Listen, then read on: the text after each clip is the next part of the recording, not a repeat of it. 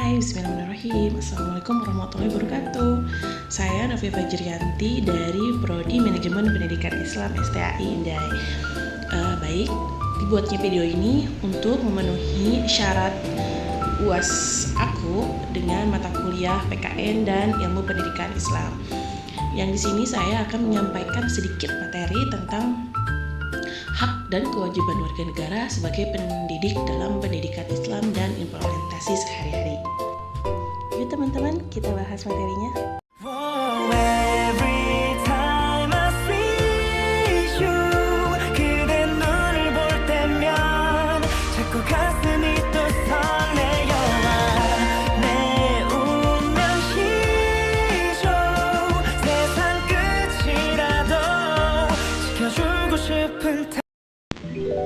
Apa sih pengertian pendidik dalam pendidikan Islam?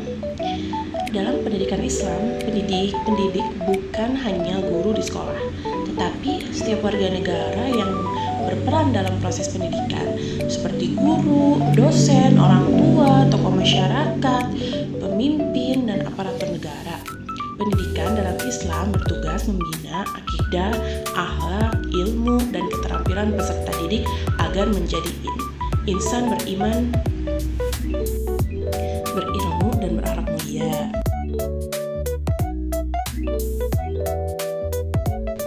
Dasar hukum dan landasan Islam.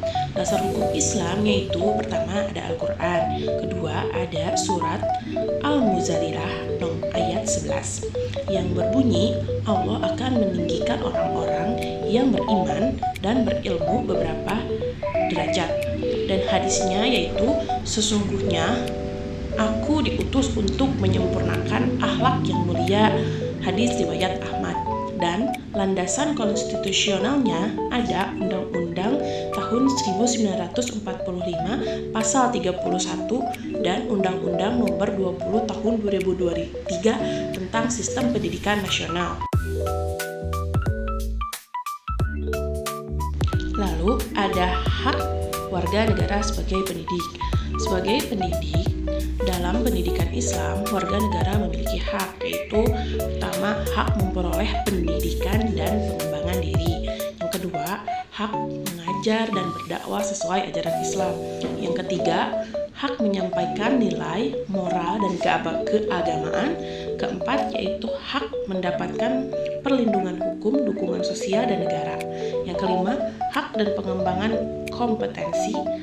Dan selanjutnya, hak ini bertujuan agar pendidik dapat menjalankan perannya secara optimal dan bermartabat. Ada kewajiban warga negara sebagai pendidik dalam pendidikan Islam. Adapun kewajiban pendidik meliputi 1. Menanamkan nilai keimanan dan ketakwaan. Contohnya, membimbing peserta didik agar mengenal dan taat kepada Allah Subhanahu wa Ta'ala. Yang kedua, ada membentuk akhlak mulia. Bisa jadi seperti menjadi teladan dalam sikap dan perilaku atau uswatun hasanah. Yang ketiga, menyampaikan ilmu secara benar dan ikhlas, seperti mengajarkan ilmu yang bermanfaat dengan niat sebagai ibadah kepada Allah Subhanahu wa Ta'ala. Yang keempat, ada berperilaku adil dan tidak diskriminatif, seperti menghormati, tidak membeda-bedakan latar belakang peserta didik. Dan kelima, yaitu menjaga profesionalisme, seperti disiplin, bertanggung jawab, beretika, bermoral. Dan ada implementasi dalam kehidupan sehari-hari.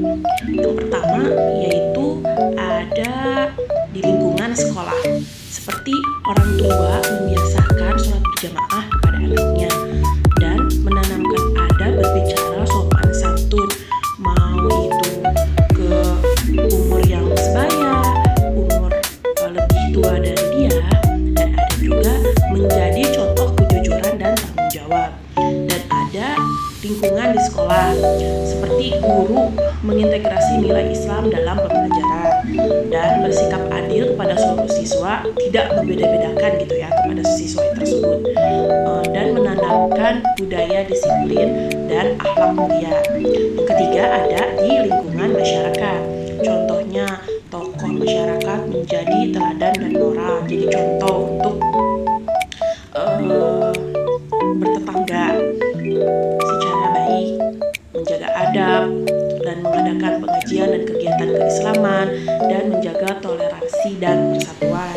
Yang keempat, ada di lingkungan negara. Contohnya seperti aparatur negara mendukung kebijakan pendidikan Islam. Yang kedua, menciptakan sistem pendidikan yang adil dan berakhlak.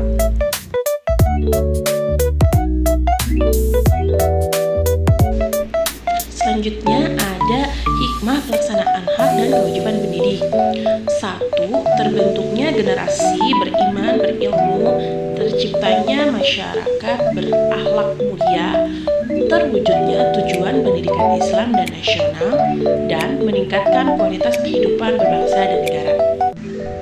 Kesimpulan dari materi yang aku bawa kali ini yaitu hak dan kewajiban warga negara sebagai pendidik dalam pendidikan Islam harus berjalan secara seimbang. Hak menjamin kesejahteraan pendidik, sedangkan kewajiban memastikan terlaksananya pendidikan yang bermoral dan beribadah dan bernilai ibadah. Implementasi nyata dalam pendidikan sehari-hari menjadi kunci keberhasilan pendidikan Islam. Terima kasih.